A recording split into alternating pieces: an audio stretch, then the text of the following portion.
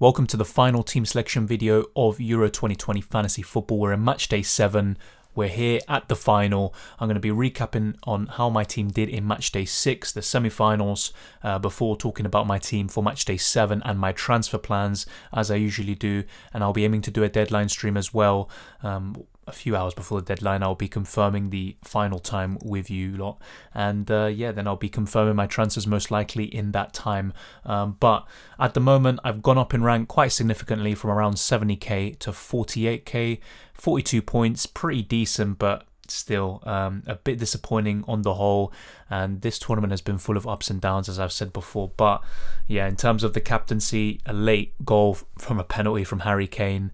And of course, the actual penalty itself was contentious, but it happened nonetheless. England went through, and Denmark were, a credit for the tournament. They've been very good, and yeah, it's just been great to see them there. And unfortunately, there's no third place playoff in the Euros. Otherwise, we could actually keep some of these assets, like Damsgaard, like Mæhle, and they could even do really well. But unfortunately, it's just the final now in the Euros. Yeah, in terms of how my team did in Matchday 6, Donnarumma in goal, 3 points. I was going to get Pickford in for Stecklenburg, but because of Sarabia's injury, I had to get rid of him as my 5th transfer.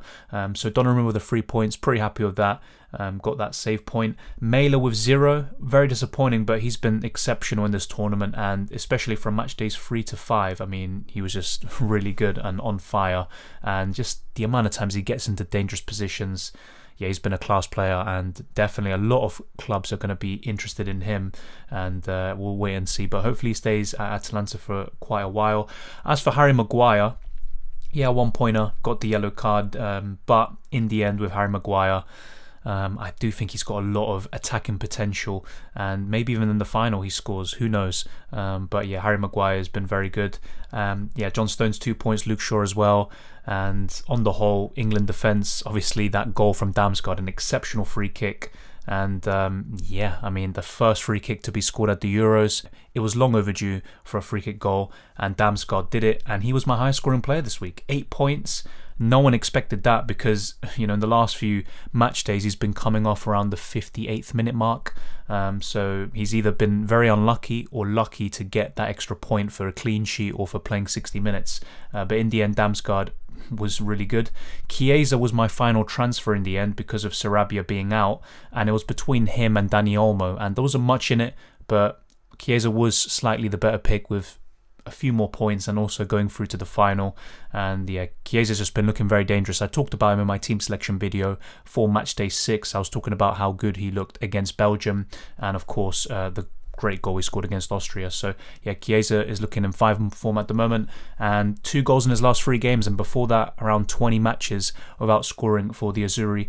But yeah, very impressive from him. Insigne blanked. Sterling obviously won the penalty, so it's technically like an assist. He won 2 points for winning that penalty.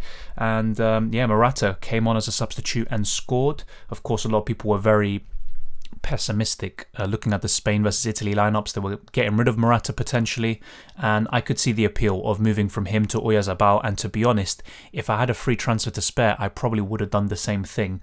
But in the end, a bit of luck there to keep Morata. Harry Kane, of course, the captaincy. But meanwhile, Jordi Alba, Berardi and Immobile all blanking, and it is what it is. But Berardi did look very good when he came on. Immobile, I'm a bit concerned about him, but maybe he's saving that goal for the final, who knows. But yeah, I have to say with the Spain-Italy game, Italy just have the mentality, they know how to grind out results, and I've talked about this even in my first draft video when I was kind of talking about my thoughts about Italy.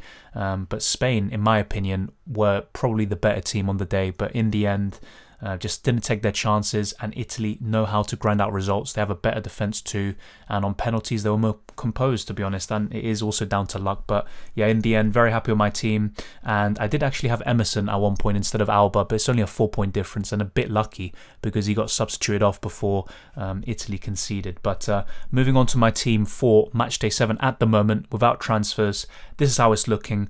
And as you can see here, I've got 5 eliminated players and we've got 5 free transfers available. But what I might do, instead of kind of wasting one of those free transfers on a goalkeeper, I might actually get rid of one of my outfield players, and I'm looking at the midfield in particular. So I'm going to be looking at the lineups, and depending on who starts between Berardi and Chiesa, I might get rid of one of them for an Italian midfielder, and I'll be talking about that. But if you really look at it on paper, even if I were to obviously get rid of Damsgaard, Mæhle and Alba, I'm just having options on the bench, but they're not going to be coming on. So they're just luxury transfers.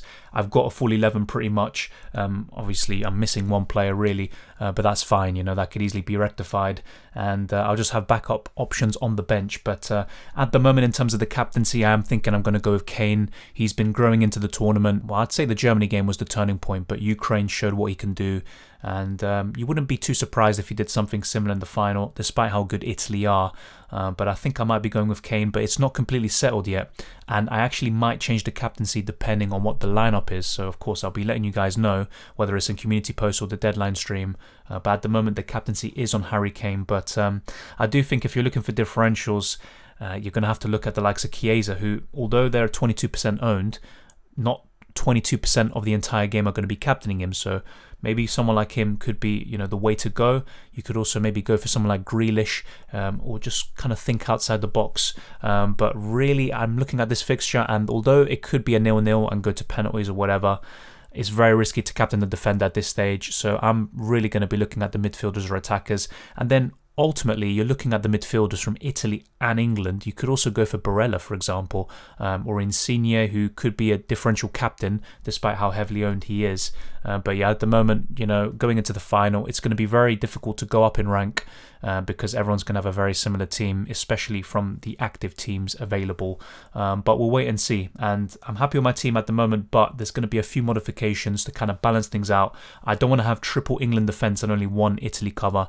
And to be honest, it's a very tough game to call, but if I had to pick at the moment, I have a feeling that Italy would, grind out the result.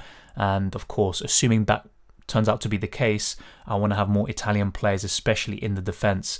So that's something that I have in mind going into my transfer plans, and this is what I've come up with at the moment. So Morata would be making way for Belotti, but Belotti would be going into my bench. In terms of the midfield, I'd be making just 2 transfers. So Barella will be coming in for Berardi, but that ultimately depends on who starts in the final, but you would assume it'd be Chiesa. And then Mason Mount would be coming in for Damsgaard, just for England cover. I do think if Grealish and Sancho started, their ceiling is higher than Mount, but I just don't know if they're going to start. And I think with Mount, you just have a bit more security. But to be honest, having said all that, I might even just bench Mount, despite the fact that I'd probably be bringing him in anyways. But yeah, that's how I'd be looking like in terms of the midfield. And then in the defence, I'd be making 2 transfers, Emerson and Di Lorenzo, to add some Italian cover. And it ultimately depends, because it could also be Florenzi starting at right back. And if that's the case, I could go for him instead of Di Lorenzo. And if not, I could go for a differential like Chiellini, who's around 8% ownership the last time I checked. So maybe going for players like that could work. But ultimately, how I would line up is Donnarumma in goal. I don't think I'd be making a transfer on Pickford, and either way, that just give me a bit of a goalkeeper rotation headache there. But I'd be going for Donnarumma in goal, Luke Shaw, and probably Maguire in the defence, and then I'd complete it with Emerson. But to be honest, this is a game which I could see, Italy keeping a clean sheet or England. So it might be worth having 4 defenders, and if that's the case, then I'd probably be considering either the likes of Chiellini, Di Lorenzo or Florenzi, and of course that will ultimately depend on the final lineup that we get before the deadline. And then in the midfield it'd be Sterling, Insigne, Chiesa, and then it's between Barella and Mount, and I think I'd be going for Barella at the moment, but of course I could change that. And then Harry Kane and Immobile are definitely going to be in the starting lineup, unless there's some shock of Belotti replacing Immobile in the lineup, and Harry Kane would be my captain. But there's a few 50-50 decisions in there that could easily go either way, and throughout this tournament I haven't really been getting those 50-50 decisions right, and it has cost me. In every match day I could pretty much name an example of that, but of course it's a very good way to learn. But I do think maybe it's worth going for, instead of Barella, for example, who is, to be fair, I think last time I checked 17% owned. Yeah, instead of going for him, you could maybe go for someone like Verratti, who's got less ownership.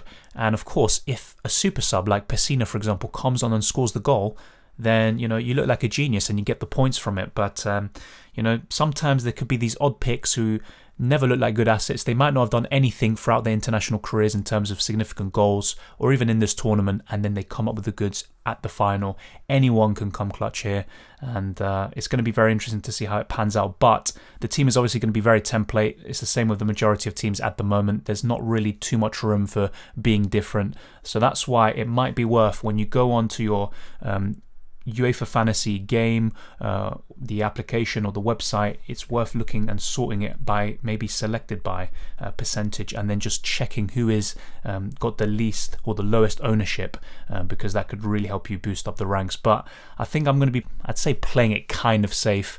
But the likes of Barella I could see scoring, and I said that about Chiesa last week or the other day. I just had a feeling about it, and if you have these kind of gut feelings, then go for it, because you'd regret it if you don't end up finalizing that. So at the moment, that's how my team is. Harry Kane is my captain at the moment.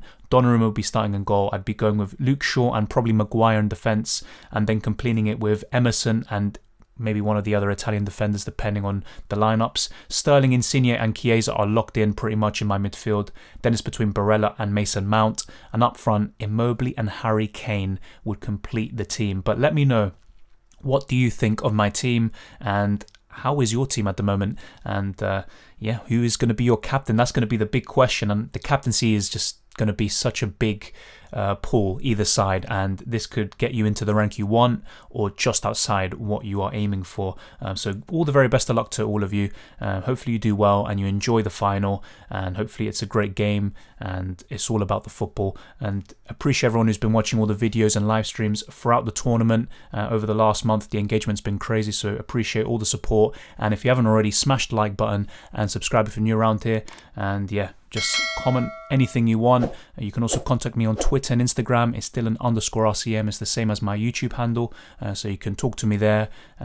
Whether it's a direct message or a public tweet, and same with YouTube. So if you subscribe and hit the notification bell, you can talk to me through the community post I upload, and also through all of my videos and live streams. You can talk to me on there too. So there's different avenues for you to be able to contact me. And it's going to be, it has been a great summer. Hopefully there's a great ending in both Copa America and Euros, and let's hope that both finals live up to the expectation and the hype. And thank you very much to all of you, and I'll see you next time.